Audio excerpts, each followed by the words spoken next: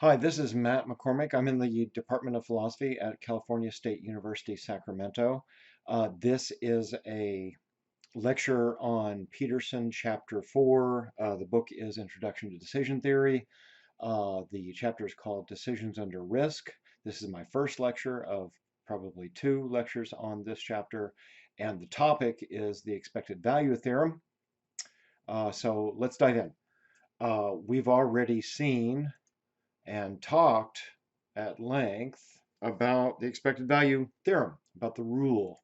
The rule, more formally stated, like this, the way decision theorists like to clean it up mathematically, is this way.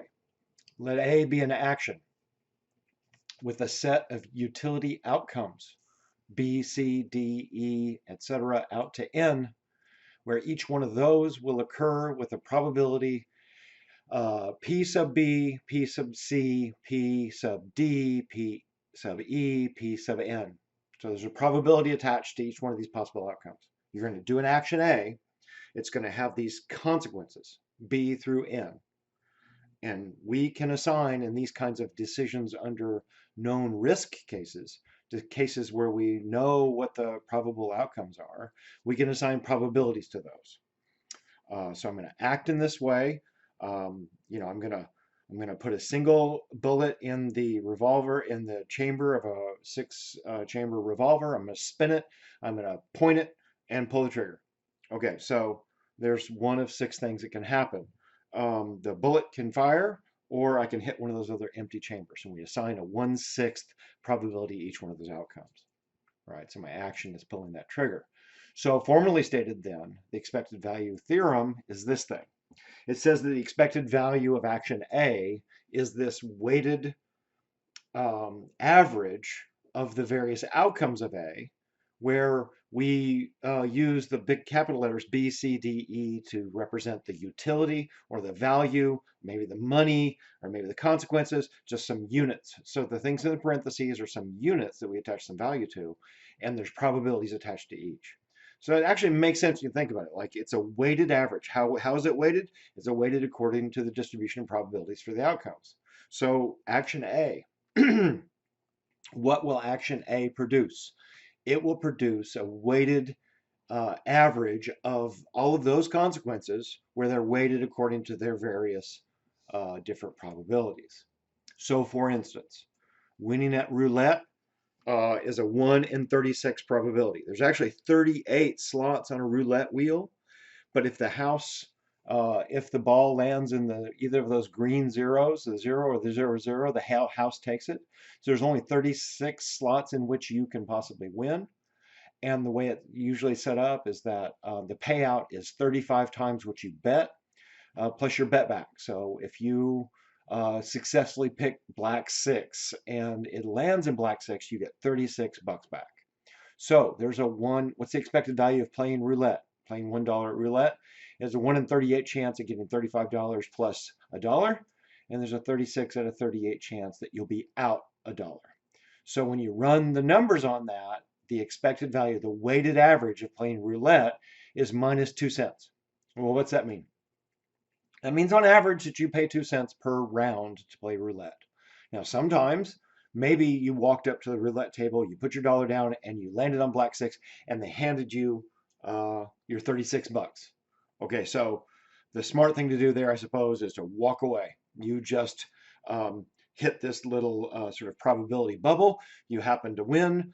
And we'll see what happens. Typically, however, though, is that people don't do that. People usually lose. They lose at a much higher rate. They lose at 36 out of 38 times. They play more. So when they start playing more, that win gets averaged out over all the losses. And so on the whole, roulette is minus 2 cents. Now, that doesn't sound like very much. Maybe it's not too bad. But but on the whole, overall, the average here playing roulette is a losing proposition. However, what happens is you go up and you play once, you play twice, you play 10 times, you play 15 times, and you lose $15 because you lose every single time. So you think to yourself, wait a minute, I thought playing Russian roulette, not Russian roulette, I thought playing roulette was minus 2 cents expected value. Yeah, it is. Were you to play long enough, were you to play hundreds or thousands of times, on average, your wins put on as a numerator over your losses as a denominator would give you an average of minus 2 cents, even though you're down $15 after your first 15 rounds of play. Okay, so if we're trying to maximize monetary value only, then this is a losing game. But the overall value of playing might include other benefits besides the money. I mean, you might be entertained, you might be having fun, maybe you're after the free drinks, maybe you're very poor and this is your last dollar and you need vital medicine for $35. Or maybe you really enjoy the excitement, maybe the fun of it is worth more than 2 cents to you or whatever, so you consider it to be a fair proposition. Lots of people do, lots of people gamble, and they enjoy it. And maybe rationally so, even according to our rules in decision theory. Okay, so decision theorists almost all agree that for decisions under risk, that's these kinds of cases where we know the probabilities, you should act according to this rule. First off, always maximize expected value. Okay, so here's how that works. That's the expected value theorem we just looked at, and you're always seeking to maximize utility. All right, so the first sort of principle of rationality might just be to say, always act so that you maximize utility. Utility is the thing that you want, that you value, that you like to get. And you value some things, you disvalue others. Actions are, for the most part, under your control. So act in ways that acquire the things you value. That's sort of the first little argument here about concerning expected value. The contrary to that, and I think we should just treat this as an axiom, that is, act in ways that acquire the things you value. Act always so that you maximize utility. Well, the opposite of that just seems insane. Like imagine someone who acted in ways that didn't acquire or didn't seem to set as goals the things they value. Suppose there was this list of things that they consider to be horrible, root canals and having their fingernails pulled out and all these things that they don't like, and they actively seek those. You'd think of that as being insane, or you'd think that they have some other kind of utility structure, that they're deriving some overall pleasure or good or some positive from it. To act in the ways that acquire the things you value just seems to be bedrock notion of rationality. It seems like there's no way around that sort of basic conclusion. Okay, so decision theorists disagree about the details, how to formulate it, how to define value, how to deal with probabilities, how to account for the causal mechanisms, and so on. But those basics, they're for the most part agreed upon. Okay, so we've got an argument sort of roughly stated here that you should always act in order to maximize utility. And then the next stage is to say, and furthermore, in order to act to maximize utility, you ought to act according to the expected value theorem. Okay, so 2 steps. One of them is act to seek to maximize utility. That's just our sort of foundation notion of rationality. And furthermore, in order to get that, in order to achieve the things that you put value in, you ought to adopt the expected value theorem. And that's that great big formula we looked at earlier. Okay, so let's talk about the details for that. And here's a way to think about that argument. Over the long term, over hundreds or thousands of decisions, this principle will better achieve the maximization of your value, will better optimize or maximize utility for you than any other policy. That's the expected value theorem. Okay, so first off is just to say that you ought to act in ways that maximize utility. This is sort of the foundation of modern utilitarianism, for instance.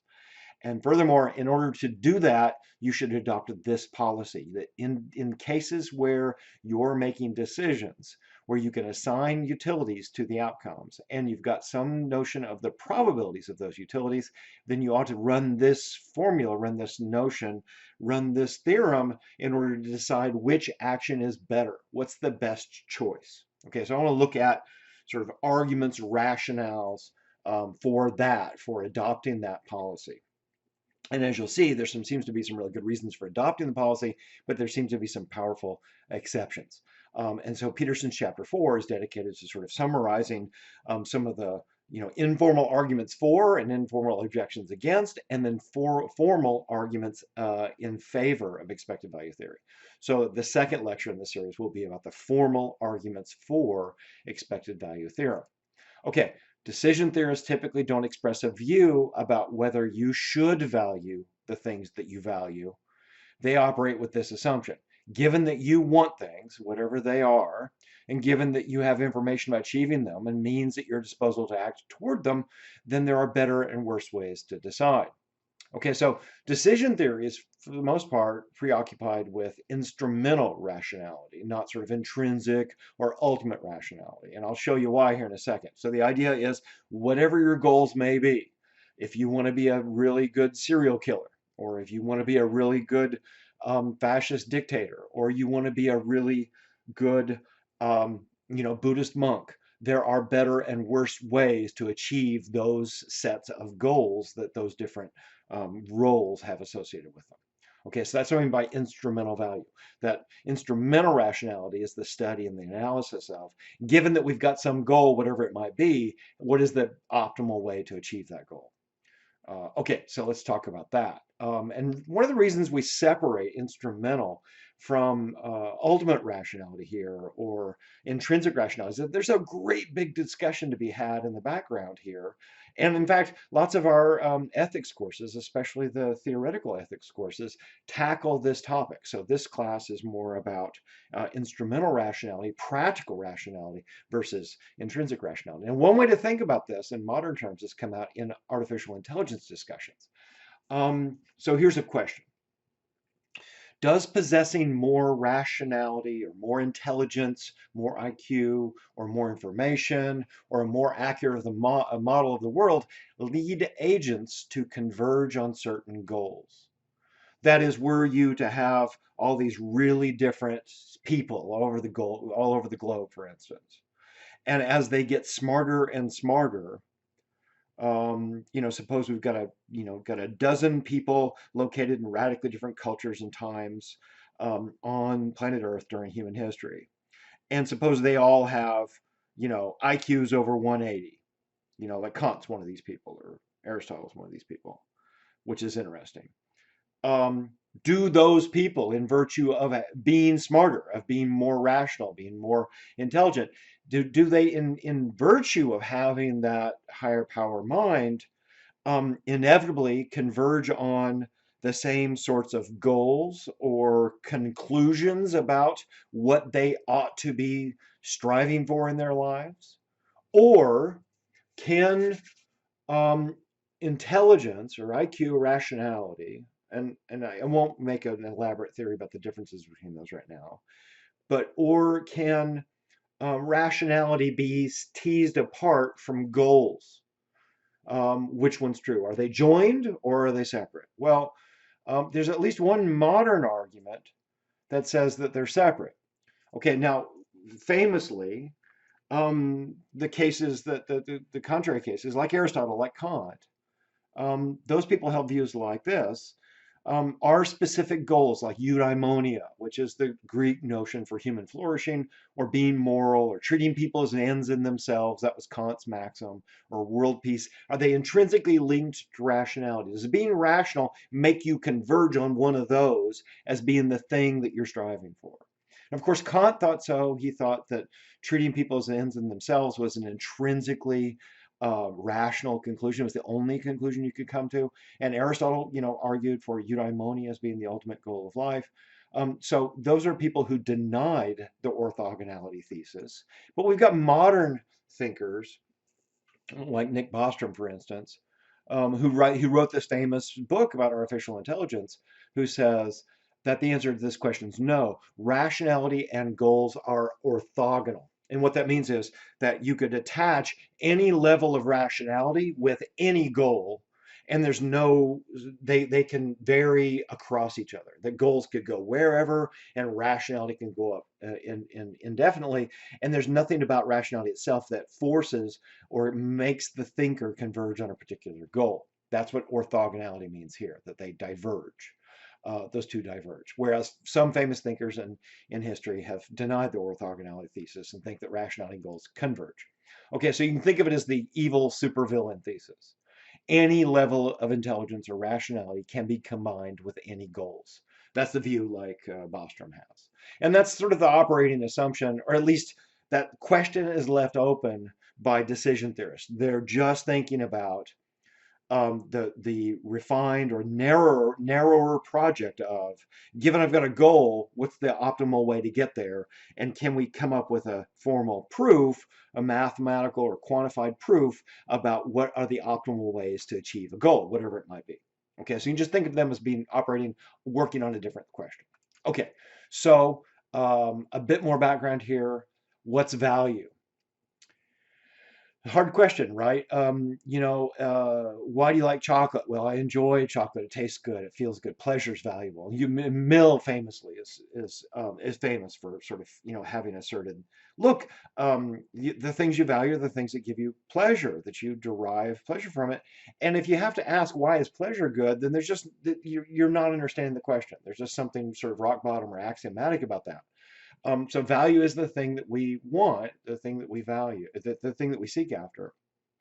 Now, very typically in lots of these decisions or these discussions, and part of why decision theory is very often taught in economics is because economists use monetary value to substitute in for value. Partly because it gives us an easy metric and a familiar value model. Like you've got a good intrinsic sense for, whether or not this cup of coffee is worth $6. That seems like it's really steep to me. But $1.50, yeah, that seems fair, right? So I've got a very good, fast, intuitive scale for how much value I attach on coffee. And if I go into some place and they say, they want to charge me 12 bucks, go to a ski resort and they want to charge me 12 bucks for the cup of coffee. I go, yeah, I want coffee. I value coffee, but I don't value it that much. Because I've got use money to substitute in, and I know what that amount of money will buy me other things, and it's not good enough for me, or I won't do it, or I won't trade it. Okay, so monetary value is different than value. That'll be understood differently. Um, and obviously, when Bill Gates or Warren Buffett, when they give away billions of dollars to vaccinate African children or improve water supplies or whatever, they're illustrating that money is a means to some other end that they value more. Money itself is not just the intrinsic goal in and of itself. Seeking moral value, for example, trying to optimize morality in the world might actually be to the detriment of the decision maker. It actually might hurt you to improve morality in the world. So we can separate value from sort of personal goals too. Okay, so utility is the concept often employed in decision theory to identify that which is valued from the decision maker's perspective. And that's what we need for the formula. Okay, so moving on. There's other things we can value besides money. Obviously, we can value time. You might apply the principle to this sailing decision, that you might want to minimize the number of days you spend sailing across the ocean. And you look at the weather and you come up with this conclusion that by taking the southern route, I, I minimize my expenditure of things I value, my time. So 18.51 is the answer to the expected value theorem there versus 24.79 for the northern route. But also somebody might easily have the opposite goal of maximizing their time on a sailboat. Both of these people are seeking utility. They're seeking something they value. It's just that they've attached a different value to it. So the same formula would give them different answers. Okay, so an argument. First argument, an argument for employing the expected value theorem. That is, why should I adopt this big, complicated, weighted average mathematical formula that should to guide me in making my decisions? All right, so here's a first pass at an argument. In the long term, even though you will sustain some losses overall, if you adopt expected value, then you'll get more utility. You will be better off if you employ expected value. Okay, so that's a very simple argument. It's going to benefit you, and you want what benefits you. You want good things, money, whatever. Okay, so the idea is that if you use that formula, which now you've seen how to do it, and you've done some homework problems or examples in my other lectures, you've seen, how the formula produces answers and tells you, well, I should get a parking permit, or I should not get a parking permit, I should risk a ticket or whatever. That's what the formula tells you to do. And now here's an argument that says, look, by doing that, you'll get more of what you value. Okay, so here's an objection. But for lots of my decisions, I'm not able to face the same odds and the same utilities over and over again to achieve this long-term result. Lots of my decisions are unique or singular opportunities. So the justification for the expected value theorem has been, well, look, were you to play this game or flip a coin or play roulette over and over and over again, hundreds or thousands of times, on average, you get this result. So it's worth this much, right? So it uses this long run thesis, this corollary, to motivate you to adopt it in the short run. But look, lots of my decisions are not like that. Lots of the choices I make are not these clean, predictable, probabilistic examples like roulette wheels or rolling a die. I run into these singular, unique decisions every day, and I can't, or there aren't sort of these clean probabilities attached to them. Um, or maybe I should just deviate or ignore it. And I'll talk about some reasons for thinking that. Okay, so the rebuttal, the answer, a way to flesh out the long run argument is to say, look, aggregate all of those different decisions, even these unique ones. Suppose you make a unique decision every day. Here's what happens. Imagine being given a choice between decision set A. Imagine you made 1,000 unique decisions. Maybe it takes 6 months. We take all the decisions you make over 6 months, and you treat each one of those as a unique unicorn of an experience where you make this decision on the basis of sort of local idiosyncratic criteria or whatever instead of this global policy. And in each one of these cases, you choose something that, according to expected value theory, is a suboptimal option. And then versus, imagine running the clock back and imagine the same you going through that 6 months having made a different set of decisions, decision set B, where for the same 1,000 unique decisions, you choose the optimal expected value option. The argument is, do you choose A or do you choose B? And the argument's going to be that B will do you better over the long run. You care about you. You care about your goals. You care about your money, your pleasure, your happiness, your family, your love, whatever. You care about you. The aggregation argument, the long run argument for the expected value theorem will do you better, will give you more of what you want. Okay, so a couple of examples to try to convince you of that. First, suppose, let's do like a really simple, clean case that's very controlled. That's very predictable and controlled, which I know that the objection says that most of my cases are not like that. But I'm going to use this example to make it compelling for the unique unicorn decisions. Suppose parking permits at work are $6. Okay, so I get to work and I can either get a parking permit for each day of the week. So here's 2 weeks. So on my first row of decisions, there's suppose for the next 2 weeks that I get a parking permit every single day. Okay, so that's 10 times $6, which results in a $60 loss after 2 weeks. The net result of my making that choice is 60%. Now let's stipulate that parking illegally without a permit is a 10% chance of getting a $50 ticket. So in this case, if that's right, now we could be wrong about those, but let's assume that we're right.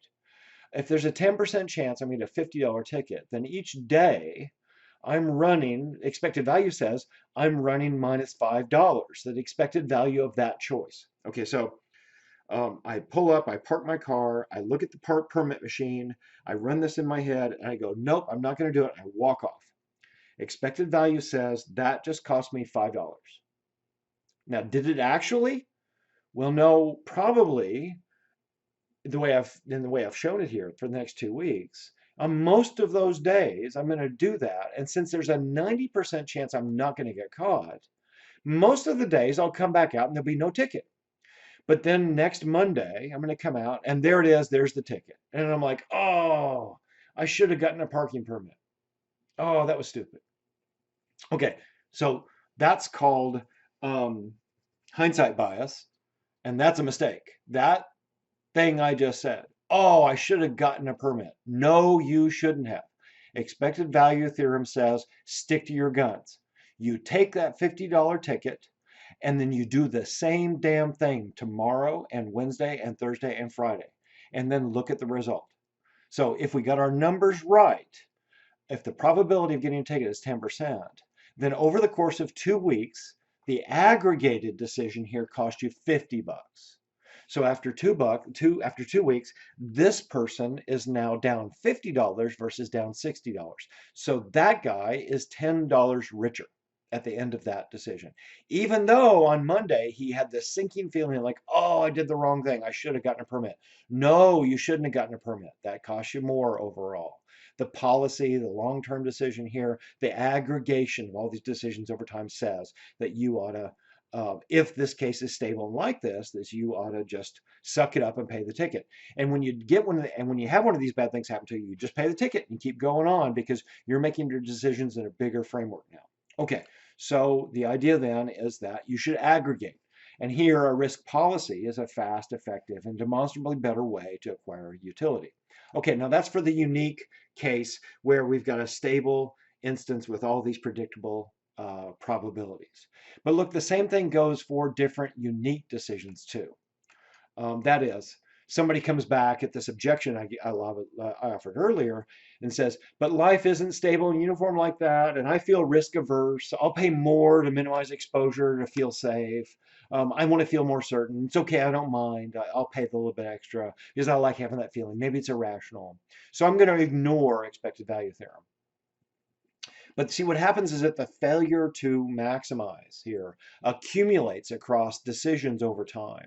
So suppose now we've got somebody who, for a week, Sunday through Sunday, makes a bunch of choices. And I've made these choices different every day. Suppose on Sunday, you choose choice A over choice B.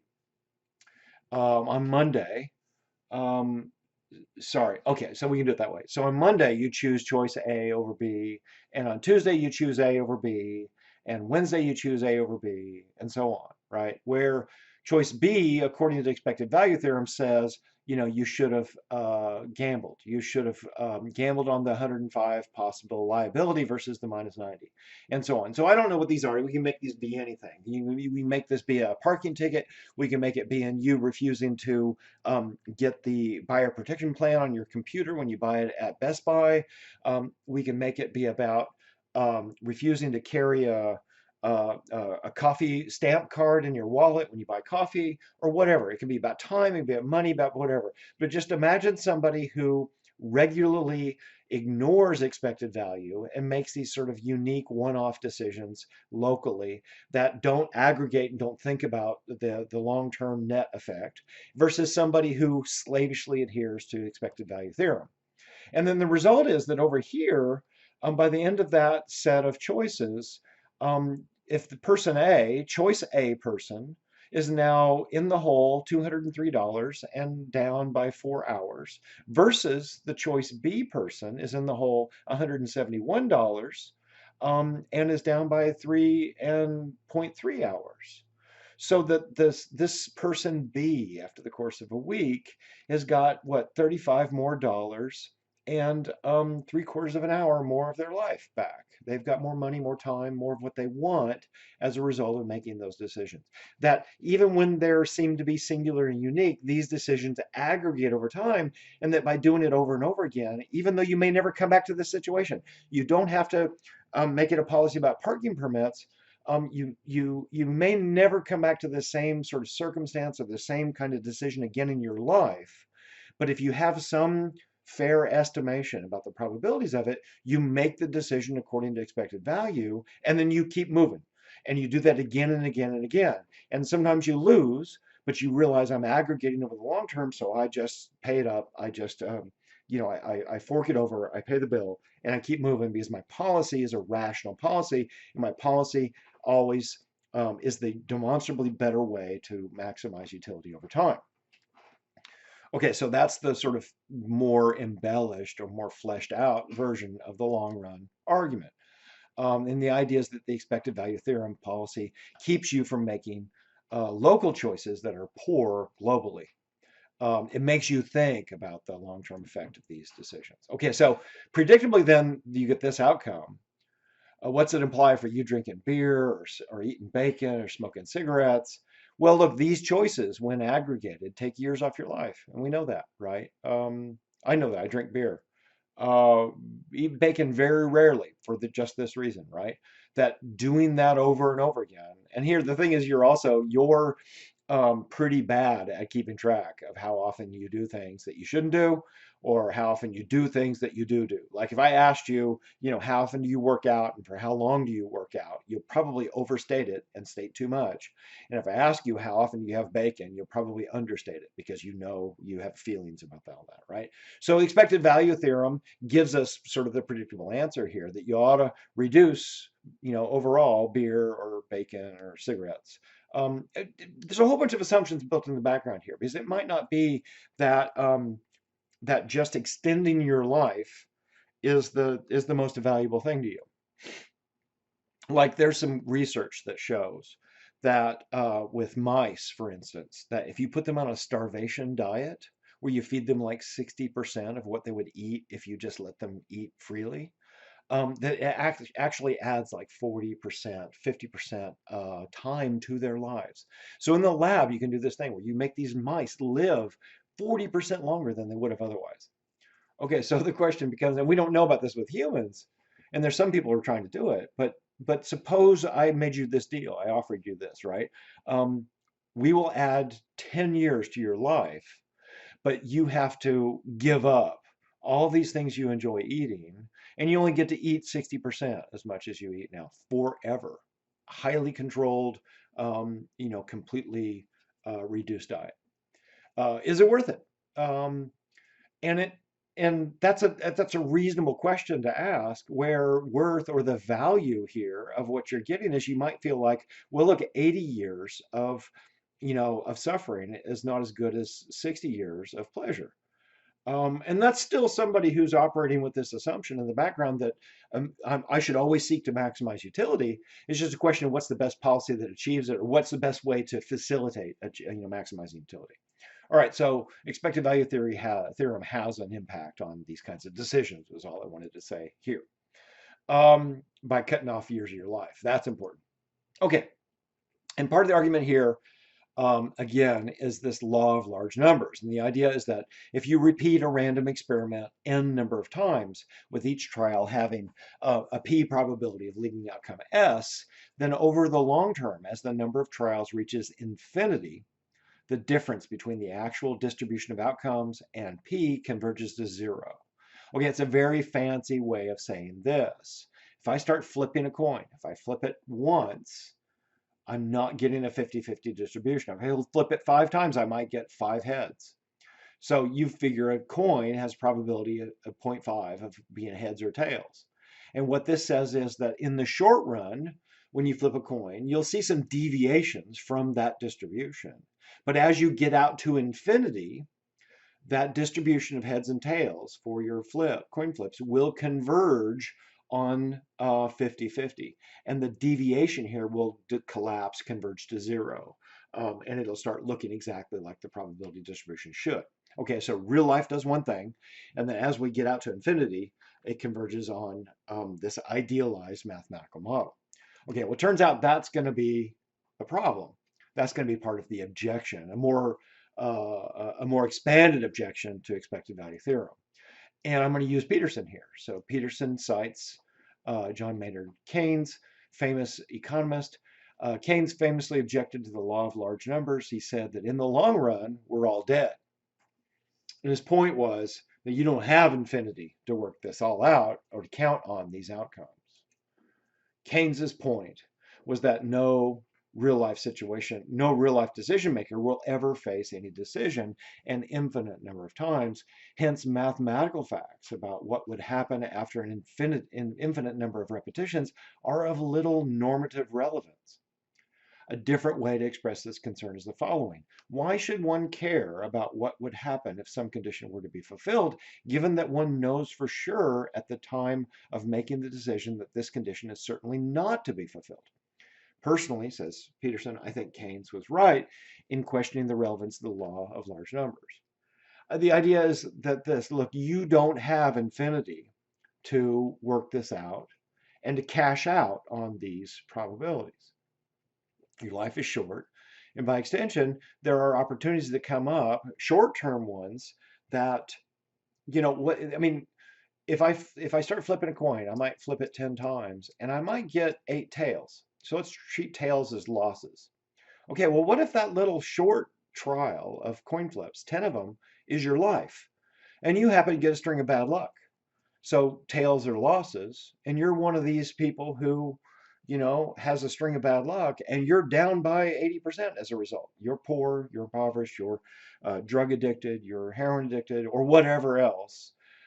Through some series of hard luck incidents, you happen to be in one of those dips in what will, of course, in the long run, work out to converge on zero and out at the limit. But that's this mathematical ideal. It has nothing to do with your real life. And maybe your real life ought to ignore this hard-nosed analysis of these probabilities because opportunities are special and they come up special. We never get to repeat infinitely, so we never actually achieve the predicted payoffs. And so therefore, maybe the result of this objection, because I'm not entirely sure what Peterson and Keynes are getting at, but maybe it's something like some utility should be calculated in a different way, or sometimes we ought to ignore expected value. Okay, let me expand on that a bit. Okay, so here's another way that I think this was Keynes too, that this objection gets run. And this is another objection, it's called gambler's ruin. Suppose we flip a coin. I'll pay you $1 for heads, and you pay me $1 for tails. Now, if we play enough, one of us will encounter a string that will bankrupt us. The law of large numbers guarantees that you will be better off in the long run by maximizing utility only if your initial pot is infinite. Okay, so question, what's the point of this objection? Well, the point is that you live in the local, you live in the short term, you live in a narrower window than this infinite pot to start with, an infinite, number. If you got an infinite number of dollars to start with, then maybe you can afford, or an infinite amount of time to keep working at it. Maybe you can afford to keep plugging away because the averages will work out in your favor in the long run. But if you end up in a little bubble of bad luck or downside or tails or whatever, you end up losing. Okay, so the gambler's ruin example seems to undercut or put some pressure on because expected value doesn't say exactly what to do here, but it seems to put some pressure on this notion that you should adopt this aggregation policy long term. And as I've said before, we never face exactly the same decision over and over again. Each choice is unique. You might wonder, should I marry Joanna? You put a probability of heads of winning on that at 0.95. Should I start a war? Will that work out long term? Maybe it's not going to work out for 100 or 200 years. Should I elect a particular president? Maybe that's going to be bad for 20 years, but be better in 50 years. Who knows? So maybe the point here of these objections is that since life is short, maybe some deviation from expected value is wise. Maybe we should play it safe sometimes. Maybe we should hold back, even if it costs more than it would have if we played the probabilities. Okay, so here's another example that makes it a bit more graphic. And this actually illustrates a kind of what Kahneman calls loss aversion. Suppose you just won your first professional golf tournament, and the chairman of the golf association offers you this. Either A, we'll give you your $1 million prize check, or B, we're going to toss a coin, and if you get heads, I'll give you $2 million. If you get tails, then nothing. Okay, so you got $1 million for certain, or a 50-50 chance at $2 million. Okay, so where's your intuition on this? Where's your sort of feeling about that? Like that $2 million would be awesome, but I kind of have some reluctance about this. Though now expected value says that these two are equivalent. Do those feel equivalent to you? Do they feel like intuitively? Do they feel like they are mathematically equivalent? Because expected value says they are. The expected value of choice B is 0.5 times 2 million, which is $1 million. So they should be mathematically equivalent. You're a poor newcomer, it turns out, and you strictly prefer $1 million to the actuarially fair gamble in which you either double or lose your prize money. It may take years before you win your next tournament. You think to yourself, no, I'm just going to take the $1 million. I'm not going to risk it. That $1 million is worth more to me than the 50% chance at a $2 million case. Like, here's a unique opportunity, never going to come up again. And that's a big impact. Like, that choice, that $1 million for certain, can have this huge impact on the arc of your life that might not show up in the massive eons of calculations that we need to get out there to the limit, but in your life it would make a difference. Okay, so the expected value of A is 1 million, the expected value of choice B is 1 million. You have an intuition, maybe, like I do, don't do it. It'd be interesting to see what somebody who has a lot of money, how they feel about this case. Like, they'd gamble more on it. Probably you would. If you were a billionaire, do you think your intuitions about this case would be different?